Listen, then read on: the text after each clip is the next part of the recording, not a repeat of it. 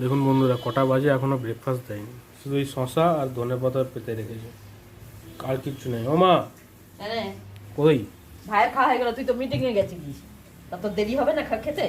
এটা কি করেছো? ঘুগনি এইটা, ও ভাইয়ের খাওয়া হয়ে গেছে, শুধু আমি আর স্পেশাল তুই ঘুগনি? বাকি আছি। হ্যাঁ এমনি নর্মাল না চর্বি দিয়ে? না না নর্মাল, আমরা ওই সকালবেলা বেশ মশলাদার হয়েছে তো। হ্যাঁ। আর ওই গুঁড়ো মশলাগুলো কোথায়, সব খেয়ে নিয়েছো নাকি? না না ঘুগনির উপর ছড়িয়ে দিয়েছি। দাও দাও দাও, আর এই একটু যে ছড়িয়ে দাও। দাদা চাট মশলা দিই। দাও ওপরে ছড়িয়ে দাও সব কিছু। শসা ও অল্প অল্প করে দিই। আর ধনে পাতাটা দিলাম না সুন্দর কেন? লাগছে। ধনে পাতাটা দিলাম না কেন বলতো?